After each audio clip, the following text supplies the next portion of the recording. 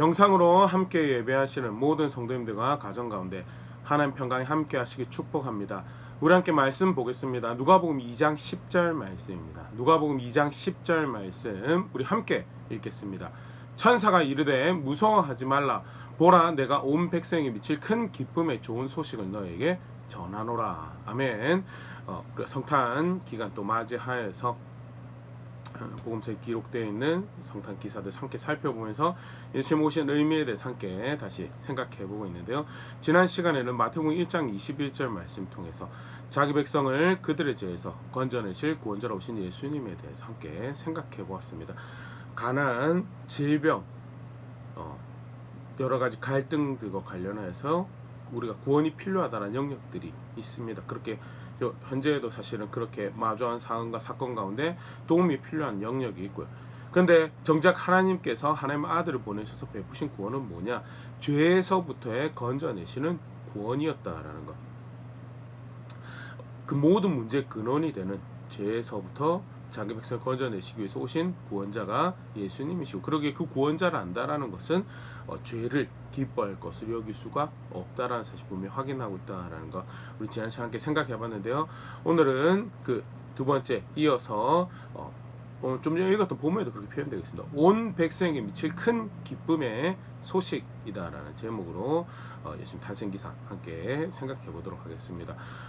좀 전에 읽었던 본문 말씀에 분명히 소개되어 있지만요, 지난 시간에 확인했던 말씀도 그렇고요. 예수님께서 오셨다라는 것은 큰 기쁨의 좋은 소식이에요. 그것은 단순히 몇몇에게만 좋은 소식이 아니라 온 백성에 미칠 큰 기쁨의 좋은 소식이다. 오늘 본문 말씀 포함되어 있는 누가복음 2장 8절부터 14절 말씀 다시 보면요, 8절부터 보면 그 지역의 목자들이 밤에 밖에서 자기 양떼를 지키더니 주의 사자 곁에 서고 주의 영광이 그들을 두루 비추매 크게 무서워하는지라. 천사가 이르되 무서워하지 말라. 보라, 내가 온 백성에 미칠 큰 기쁨의 좋은 소식을 너에게 전하노라. 오늘 다윗의 동네에 너희를 위해 구주가 나셨으니 곧 그리스도 주시니라. 너희가 가서 강보에 쌓여 구유에 뉘어 있는 아기를 보리니 이것이 너에게 표적이니라 하더니 호련히 수많은 천군이 그 천사들과 함께 하나님을 찬송하여 이르되 지극히 높은 곳에서는 하나님께 영광이요 땅에서는 하나님이 기뻐하신 사람들 중에 평화로다 하니라. 너무나 잘 아는 이야기죠. 들판에 잠을 자고 있던 목자들에게 천사들이 나타나서 예수님의 탄생하신 소식을 전하는 장면이었는데요. 그러면서 하는 표현이 온 백성에게 미칠 큰 기쁨의 소식이다는, 사실 카드로 만들어지기도 하고요, 모형으로 만들어서 크리스마스 장식으로 소개되어지는 그런 장면이기도 한데요. 사실 이 목자라는, 들판에 자고 있던 목자라는 것은 우리가 생각하는 것만큼 그렇게 아름다운 이미지는 아니다라는 것이 학자들이 이제 본문에서 이야기하는 바인데요. 당시 목자라고 이야기되면 그런 기록도 남아있다고 합니다. 법정에서 그들의 이야기를 증거로 또 증인으로 채택할 수 없을 만큼 신뢰성이 약한 대상들이 목자다라고. 건강은 있어요. 충분히 들판에서 양을 돌볼, 동물을 돌볼 건강은 있지만 특별하게 그 외에 사회에 기여할 만한, 이웃에 기여할 만한 기술이 없어서 그거 말고는 할 일이 없는 사람들이고, 그것만 해도 사실 삶이 그렇게 녹록치 않은 그런 상황이죠. 근데 거기다가 주변에 의해서 가지게 되는 이해가, 그 사람들이 동물을 이제 다른 이웃의 동물들도, 가축들도 위탁을 받아서 목동으로 양을 돌보는데, 동물들 돌보는데 불의 사고로 이제 동물들이 죽죠. 근데 이 동물들이 죽은 이 일에 대해서 습격을 받아 죽은 건지 또는 관리에 소홀해서 죽은 건지, 자기들이 먹고 싶어서 먹어 치운 건지에 대해서 분명하게 알 수 있는 방법들이 없고요. 그래서 전반적으로는 신뢰할 수 없는 대상으로 여겨졌던 것이 그 당시 예수님 당시 목자들의 사회적 신분이고 이해였다는 거. 쉽게 말해서 자신의 삶을 봤을 때는 딱히 기뻐할 일들이 별로 없는 그런 사람들. 근데 그런 사람들에게 나타나서 천사가 하는 이야기가 예수님께서 오셨는데 그것은 온 백성에게 미칠 큰 기쁨의 좋은 소식이고, 너희에게도, 오늘 너희에게도 허락되어지는 큰 기쁨의 좋은 소식이다. 그게 예수님께서 오셨다라는 거죠. 자기 백성을 그들의 죄에서 건져내실 구원자가 오셨다라는 이야기는요,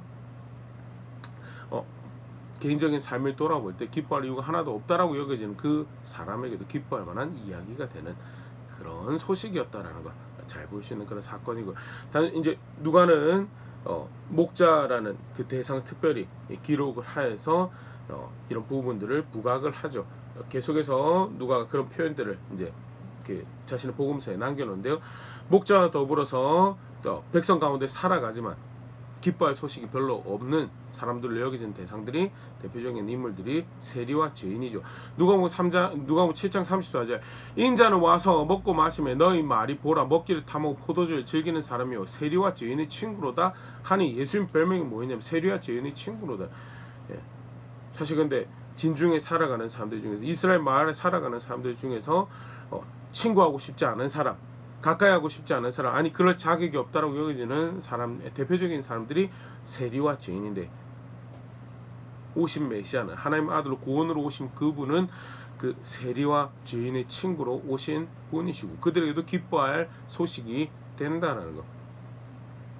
목동이나 세리와 죄인은 그나마 그래도 진 안에 있는 사람들인데, 마을 안에 있는 사람들인데, 사실은 이제 법에 의해서 모세 율법에 의해서 마을 밖에 살아야 되는 사람으로 격리되어서 사람들과 기뻐할 소식을 나누지 못할 대상으로 여겨지는 대상이, 대표적인 존재들이 나병 환자였죠. 한센병 환자라고도 불리는데요. 누가복음 5장 12절 13절, 예수께서 한 동네에 계실 때 온 몸에 나병 들린 사람이 있어 예수를 보고 엎드려 구하여 이르되 주여 원하시면 나를 깨끗하게 하실 수 있나이다 하니, 예수께서 손을 내밀어 그에게 대시며 이르시되 내가 원하노니 깨끗함을 받으라 하신데 나병이 곧 떠나니라. 예수님께서 나병 환자를 고치시는 그런 장면인데요. 5장 13절 주목할 만한 표현이죠. 내가 원하노니 깨끗함을 받으라 하신대. 내가 원하는 나병 환자의 깨끗함을, 그들의 나병 환자로서 병이 낫는다라는 것은요, 육신을 괴롭히는, 그들의 삶을 괴롭히는 질병을 해결하는 것, 그 이상의 의미죠. 거기서 병을 깨끗하게 되면요, 진중에 마을 안으로 들어올 수 있는, 그들의 삶 자체가 회복되어지는 그 일이 벌어지는 것이 나병이 낫는다라는 것인데, 예수님께서 그것을 원하시, 그 치료를 베푸시는 구원자로 오셨고요. 심지어 나병 환자에게도 기뻐할 만한 소식으로 오신 구원자가 예수님이시다는. 나병 환자와 더불어서 마을에 어떻게 보면 나병 환자보다는 낫죠. 그래도 마을에 살아가는 사람들일 수 있으니까. 그럼에도 불구하고 개, 돼지보다 못한 존재로 취급되었던 것이 이방인인데요. 누가복음 6장 17절, 예수께서 그들과 함께 내려오사 평지에 서시니 그 제자의 많은 무리와 예수의 말씀도 듣고 병고침을 받으려고 유대 사방과 예루살렘과 두로와 시돈의 해안으로부터 온 많은 백성도 있더라. 이제 많은 무리들이 예수님께 나와 병고침을 받고 가르침도 받고 그렇게 하는 모습들이 기록이 되어 있는데요. 유대 사방과 예루살렘, 많은 백성 살아가는 곳이니까 당연히 이스라엘 백성들로서 하나님께로부터 선지자 선생님이 있다라는 소식을 들었을 때 나오는 거 당연하게 여겨지는데요. 그 소식이 누구들에게도 기쁜 소식으로 여겨지고 받아들이고, 거기서부터 사람들이 나왔는가? 두로와 시돈 해안으로부터. 두로와 시돈은 아주 대표적인 이방인들이 거주하는 지역이죠. 하나님을 존중할 줄 모르는 이스라엘 역사의 대표적인 한 악의 축이라고 여겨지는 아합의 아내 이세벨이 사실은 이 지역 출신이죠. 그런 이방인의 지역에서 사람들이 나와서 예수님의 가르침에 귀를 기울이고 그가 베푸시는 은혜를, 하나님을 기께서 그를 통해 나타내신 은총을 누리는 자리에 있었다라는 것. 예수님의 오심은요, 목동들에게도, 목자들에게도 기쁨의 소식이었지만 세리와 죄인들에게도 기쁨의 소식이었고요. 나병 환자, 마을 밖에 살아가도록 결정되어진 자들에게도 기쁨의 소식이었다면요, 복음과는 상관이 없다라고 생각되어지는, 하나님 약속과는 상관이 없다고 여겨지는 이방인들에게도 기쁨의 소식이 되어지는, 그들의 문제가 해결되어지고 그들에게 기쁨 소식이 전해지는 그 일이 예수님께서 오셨다는 사건이고, 이런 정을 또 하나 보여주신 사건이 이제 마가복음 7장에 기록되어 있는 수로보니게 여인의 아니가 병을 낳는 장면인데요. 그 여자는 헬라인이요 수로보니게의 족속이라 자기 딸에게서 귀신 쫓아내 주시기를 간구하거늘. 이 사실 이제 이 대표적인 이방인의 모습이 헬라인 수로보니게 족속이라는, 약속 있는 아브라함의 후손이 아니고 유대인이 아니에요.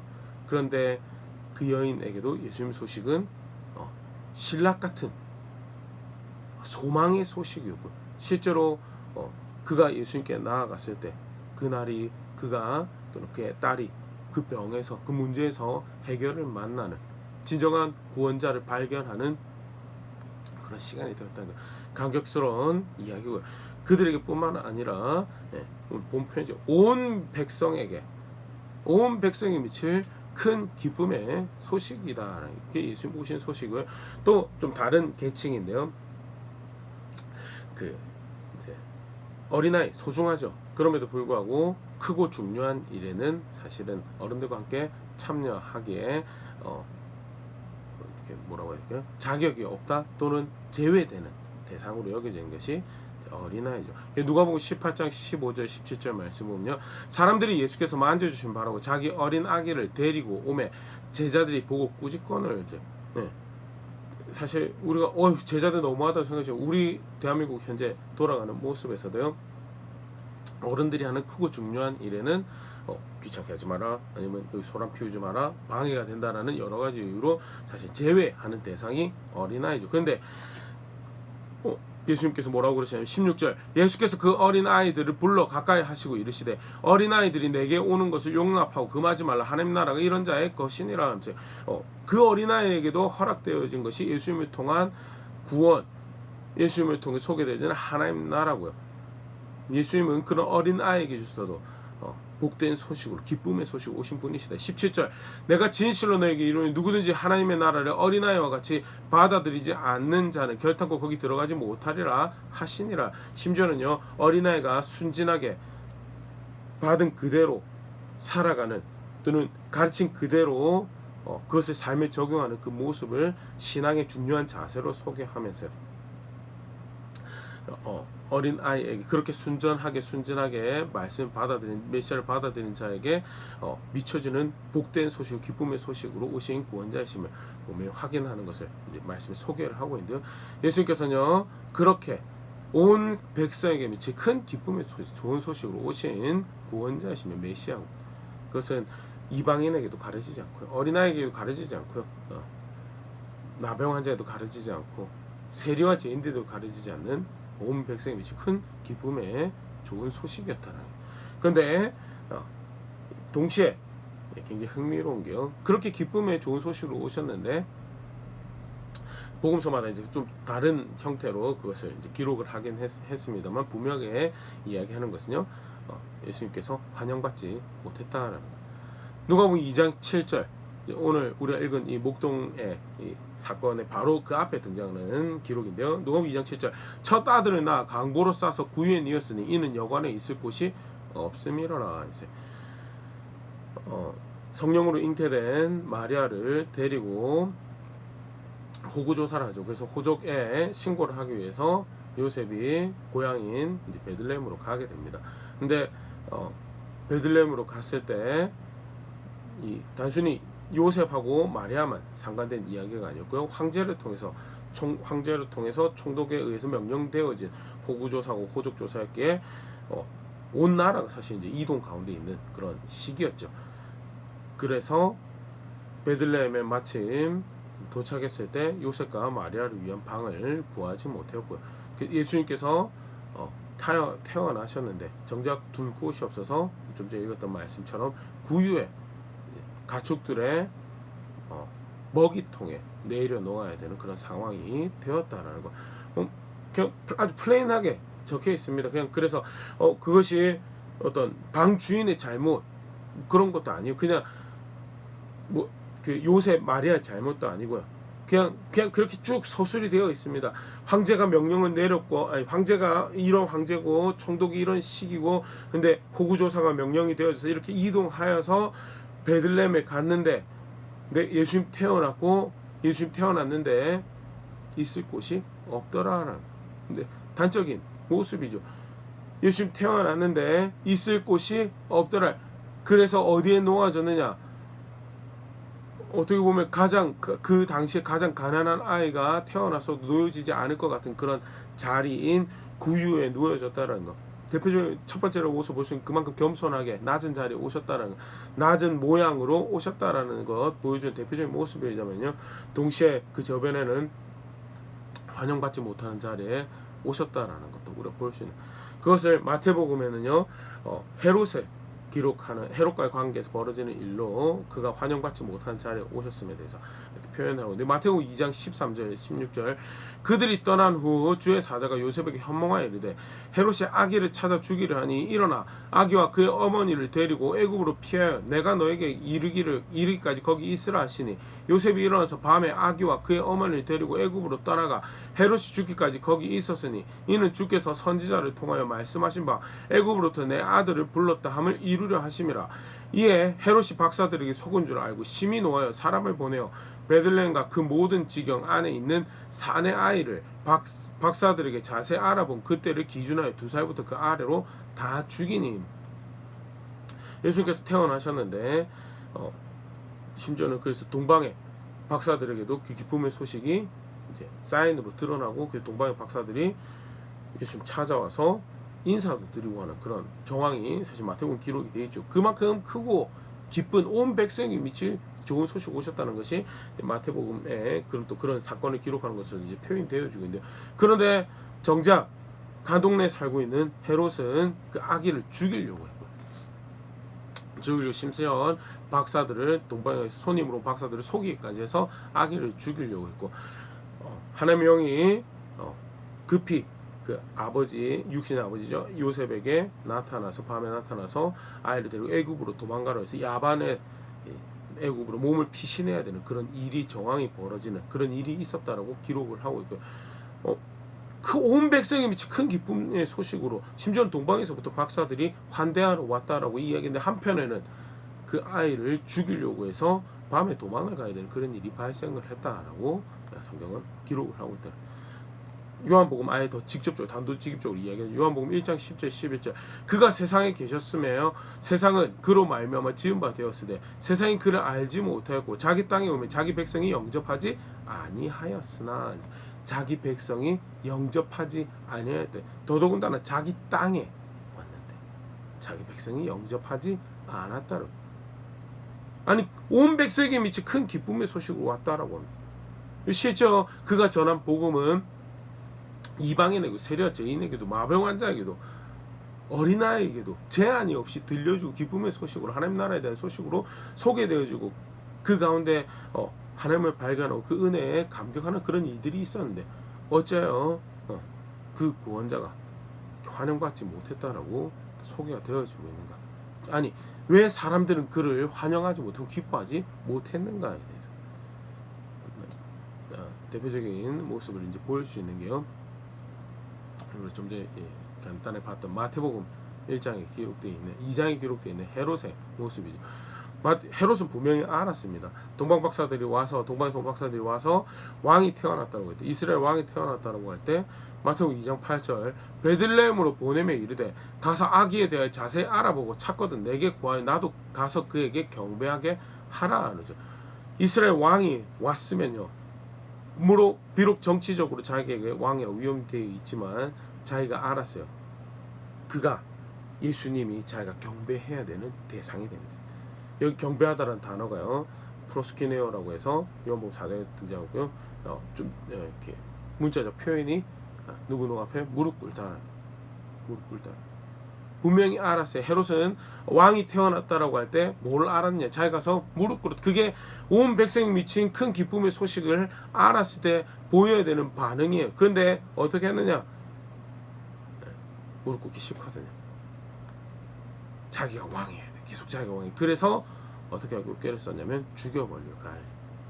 자기가 계획한 대로 되지 않았을 때는 더 본색을 드러내서 군대를 보내서 자기가 자기 백성들의 아이를 죽여버리는 그 일을, 자기 미래를 사실 제거하는 거죠. 그 아이가 커서 자기의 동료가 되고 자기의 땅을 경작할 일꾼이 되고 자기의 나라를 보호할 군인이 되고 그런 아이들인데, 그 아이를 죽여버리는 왜 자기가 왕이 돼요. 그 일에 대해서 이제 사실은 이제 눈이 돌아가 버리는 거예요. 그런 상태가. 왜 기뻐할 수 없냐? 왜 그 온 백성이 미치 큰 기쁨의 소식을, 예수님을 기뻐할 수 없냐고요? 자신이 왕이 되어야 되기 때문에. 하나님 백성들의 입장에서 그게 좀 더 어떤 식으로 표현되어 주겠냐면요, 요한복음 5장 42절, 다만 하나님을 사랑하는 것이 너희 속에 없음을 알아노라. 예수님 오셨을 때 그를 환영하지 않고 거역하고 거절했던 대표적인 세력들이죠. 바리새인들, 서기관들, 율법 선생님들. 왜 그들이 예수님을 영접하지 않았는가? 예수님을 환영하지 않고 예수님 그의 오심 기뻐하지 않았는가? 예수님 그냥 단도직입적이에요. 너 하나님 사랑하지 않기 때문에. 무슨 소리? 우리가 하나님 얼마나 사랑하는데? 아니, 하나님 사랑하지 않는다. 그러면서 하나님 사랑하지 않는 대표적인 모습을 이렇게 또 표현하시죠. 이제 그 앞에 기록되어 있는 부분인데 요한복음 5장 37, 38절. 또한 나를 보내신 아버지께서 친히 나를 위해 증언하셨느니라. 너희는 아무 때에도 그 음성을 듣지 못하였고 그 형상을 보지 못하였으며 그 말씀이 너희 속에 거하지 아니하니 이는 그가 보내신 이를 믿지 아니함이라 하죠. 하나님 사랑하지 않는데 하나님 사랑하는 것이 단적으로 어떤 상태로 그들 가운데 드러나는가? 하나님 말씀 그들 속에 없다라는 거. 아니 얼마나 그들이 암송하고 얼마나 공부하고 연구하고 배우는데 그럼 뭐하냐는 그 말씀을 그 마음에 두어서 어떻게 해서 그걸 따라 살려고 하는 그런 자세가 없는 거예요. 말씀을 공부는 해요. 연구는 하고 배우기는 해요. 지식은 있어요. 심지어 그 지식이 바른 지식이라서 예수님께서 그들의 지식에 대해서는 탓하지 않으세요. 문제는 뭐예요? 그 지식이 있음에도 불구하고 하는 말씀이 그 속에 없어요. 그러고 하나님 사랑한대. 그러니까 너희 하나님 사랑한 거 아니다라고. 하나님 사랑하지 않고 대표적인 그 모습에 하나님 말씀이 너희 속에 없기 때문에 나 영접하지 않고 나 믿지 않는다고. 나 기뻐하지 않는다. 왜 기뻐하지 않는다고요? 왕이 되고 싶어서. 자기가 여전히 왕이 오셨으면 자리를 내어드려야 되거든. 그리고 그 말씀을 존중하는 자리에 있어야 돼. 그를 사랑하고 그를 존중하는 그거 싫거든요. 자기가 이해하는 바, 자기가 생각하고 자기가 계산하는 바, 자기 방법이 여전히 자기의 삶을 운영하는, 자기의 삶을 경영하는, 자기를 인도해가는 방향성이 돼야 돼요. 궁극적으로 그렇게 요한복음에서는 그 상태를 요한복음 3장 19절 21절 그 정죄는 이것이니 곧 빛이 세상에 왔을 때 사람들이 자기 행위가 악함으로 빛보다 어둠을 더 사랑한 것이니라. 악을 행하는 자마다 빛을 미워하여 빛으로 오지 아니하나니 이는 그 행위가 드러날까 하며 진리를 따르는 자는 빛으로 오나니 이는 그 행위가 하나님 안에서 행한 것임을 나타내려 함이니라 하시니라. 요한이 단도직입적으로 예수님 당시에 사람들의 상태에 대해서 왜 그런 이들을 발생을 하는가? 어둠을 더 사랑하기 때문에. 사실은 우리는 빛을 더 사랑할 것 같죠. 무엇이 기준인지 밝히 보여줘서 그걸 따를 것 같죠. 근데 사실은 그렇지 않더라는. 약속이 있고 소망이 있다라고 하면서 그 말씀을 우리가 가지고 있다라고 하는데 정작 사람들이 어둠을 사랑하는 거예요.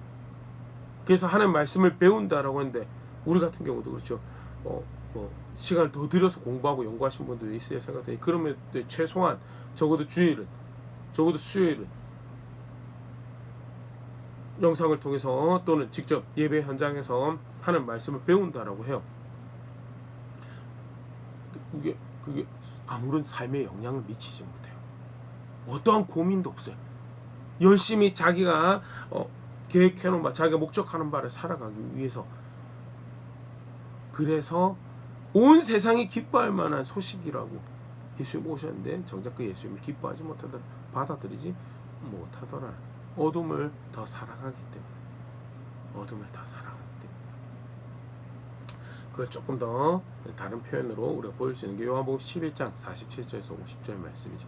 이에 대제사장들과 바리새인들이 공회를 모으고 이르되 이 사람이 많은 표적을 행하니 우리가 어떻게 하겠느냐. 만일 그를 이대로 두면 모든 사람이 그를 믿을 것이요 그리고 로마인들이 와서 우리 땅과 민족을 빼앗아가리라 하니 그 중에 한 사람이 그해 대제사장인 가야바가 그들에게 말하되 너희가 아무것도 알지 못하는도다. 한 사람이 백성을 위하여 죽어서 온 민족이 망하지 않게 되는 것이 너에게 유익한 줄을 생각하지 아니하는도다 하였으니. 표적을 많이 해야 합니다. 예수께서 온 세상에 미치는 큰 구원의 기쁜 소식인 것을 그의 사역을 통해 삶을 통해서 나타내시죠. 표적이 많으면 그 기쁜 소식이 확인이 되면 어떻게 하면 돼요? 믿으면 돼요. 또는 헤로의 표현으로는 가서 무릎 꿇으면 돼요. 그런데 문제는 뭐예요? 그게 내가 원하는 바가 아니에요. 그래서 뭘 정작 걱정을 하느냐? 내 입지, 사회적 입지를, 내 영향력을, 그게 이제 3.1 48절 표현이에요. 우리 땅과 민족을 빼앗아가려. 여기서 우리 땅과 민족은요, 로마인들이 이 유대의 이 특수성을 고려를 좀 해줍니다. 그래서 유일신을 믿는 신앙과 그 신앙의 특수성에 대해서 배려를 해줘서 사내들이나 공회가 정치적인 영향력은 아니더라도 종교적인 부분에서 영향력을 가질 수 있도록 이제 허락을 하는 거죠. 그래서 예수님이 종교적 문제로 잡혀왔을 때 가서 너네 기구 가서 해결하라고 빌라도가 맨 처음에 그렇게 하죠. 그게 이제 로마에서 허용해준 우리 땅과 민족이죠. 근데 예수님이 메시아로 오셨기 때문에 자기들이 원하는 바, 가지고 원하는 그런 일종의 명성, 영향력, 그로 인해 가지게 되는 부, 이런 것들을 빼앗기는 게 싫은 거예요. 아니 온 백성이 미치 큰 구원의 소식, 기쁨의 소식 왔으면 무릎 꿇으면 되는데 정작 자기들이 바라는 바를 빼앗기고 싶지 않은 거예요. 그걸 고면을 해요. 49절. 그 중에 한 사람, 그의 대제사장인 가야바가 그들에게 말하되 너희가 아무것도 하지 못하는 가야바가 대제사장이라고 하는 그가 오히려 법을 가지고 본을 보여야 되는 그가 뭐라고 했냐면 죽여버리면 된다. 죽여버리면. 예수님 왜 못 기뻐하냐고요? 자기들이 원하는 게 아니거든. 하나님은요 자신의 하나밖에 없는 아들을 보내서 가난도 시급한 문제죠. 질병도 시급한 문제, 갈등도 시급. 근데 그 모든 문제의 근원이 되는 뿌리가 되는 죄의 문제를 해결해 주시기 위해서 그 아들, 하나밖에 없는 아들을 보내신다. 그렇게 너희를 위하고 돌보고 내가 너희를 이렇게 사랑한다라고, 내가 너희를 이렇게 구원한다라고 하시는데 그게 원하는 바가 아니에요. 그게 원하는 바가 아니고 자기가 원하는 바를 쫓아오기 때문에 정작 그 예수님이 기뻐할 소식으로 받아들이지 못하고 그 예수님의 소식을, 그 예수님이 가르치는 도를 오히려 삶을 방해하는, 내 삶을 괴롭게 하는 도로 여기고 제거해버리자라고. 제거해버리자. 참 무서운 모습이에요. 근데 그게 사람의 모습이고 그게 우리의 모습이죠. 오늘 두 번째 성탄 관련해서 또 성탄 기사가 또 보면 확인하는 바, 예수님은 온 백성에 미칠 큰 기쁨의 좋은 소식으로 우리에게 오셨다는, 그것은 들판의 목자에게도, 세리와 죄인에게도, 나병 환자들, 이방인에게도, 심지어 어린아이에게도 큰 기쁨의 좋은 소식으로 오셨다는. 근데 그를 왕으로 인정하려고 하지 않는 자에게는 그게 기쁜 소식이 아니었다는. 어둠을 더 사랑하고 있으면, 자기 길을 더 기뻐하고 있으면 그가 기쁨의 좋은 소식이 아니었다. 아니, 기뻐할 수가 없었던 메시아가 오신 것에 대해서, 평화의 왕이 오셔서 진정한 하나님 통치를 펼쳐내시고 하나님 나라를 이곳 우리 가운데 선언하시고 우리로 그의 샬롬 가운데 거하게 하실 그 일을 행하실 왕이 오셨다라고 하는데 그 기뻐할 소식을 받아들이지 못하더라. 말씀 가지고 다시 한번 돌아보고 생각해 볼 수 있으면 좋을 것 같습니다. 크리스마스 기쁘게 하는 분위기가 있죠. 즐겁게 하는 분위기가 있습니다. 크리스마스 캐롤도 듣고 이러면 이렇게 추억으로 인해서 기뻐할 수 있는 그런 일들도 있고, 그런데 사실은 그거보다 더 기뻐해야 될 분명한 이유가 있죠. 하나님 아들이 오늘 구원자가 우리에게 오셨음에 대해서 분명한 기뻐할 이유를 우리가 가지고, 실제로 구원자가 우리에게 오셨으면, 그 왕이 우리에게 오셨으면 마땅히 우리 신하 그를 안다라는 표현으로 고백해야 될 그 표현이 헤롯이 그에게 경배하는, 그에게 무릎 꿇는 거죠. 그에게 돌려야 될 권위와 그가 받아야 될 영광과 그가 받아야 될 감사와 찬사를, 그가 받아야 될 존중을 그에게 올려드리는 것이 복된 기쁜 소식이 왔으면 아는 바른 모습일 텐데, 근데 기뻐하지 못하는 모습이 있더라. 나는 어떻게 기뻐하고 있는가? 한번 다시 오늘 말씀 생각해 볼 수 있으면 좋을 것 같습니다. 진정 성경에서 가르치는 대로, 하나님께서 말씀하신 대로 온 백성이 믿지 그들의 죄를 해결할 큰 기쁨의 소식으로 오신 메시아를 알게. 그래서 그렇게 기뻐하고 있는지. 그러기에 그가 받으신 합당한 존중과 경배와 감사와 찬사로 그의 앞에 무릎 꿇는 그런 환영으로 영접으로 그를 기뻐하고 있는지, 아니면 분위기는 기뻐하고 있고 또 그 이야기는 기뻐하고 있어요. 그런데 정작 삶에서 그를 기뻐하지 못하는 그런 자리에 있다. 여전히 그가 왕이 될 수 없는 내 삶의 영역들, 내 재정의 사용에, 내 시간의 사용에, 내 재능의 사용에, 내 마음의 사용에 있어서 그가 왕이 될 수 없는 영역들은 더 기뻐하는 게 있거든. 더 하고 싶은 게, 내가 더 바라는 게 있어요. 그래서 진정 기뻐해야 될, 그를 기뻐하지 못하는 모습들이 있다면요, 정직하게 말씀 앞에 다시 설 수 있으면 좋을 것 같고요. 기뻐해야 될 주가 오셨음에 대해서, 그리고 무엇이 그를 바르게 기뻐하는 모습에 대해서, 성경에서 분명히 경계하는 바 기뻐할 수 없는 상태들에 대해서 다시 점검하면서요, 기뻐할 수밖에 없는 이유 분명히 붙잡을 수 있으면 좋을 것 같고, 그러기에 상황과 상태를 떠나서 나는 기뻐할 이유가 있습니다라는 고백들을 걸음걸음 만들어가며 우리가 주의 교회임을, 주의 백성임을 고백하는 자리에 있는 우리가 될 수 있으면, 그런 교회 될 수 있으면 좋을 것 같습니다.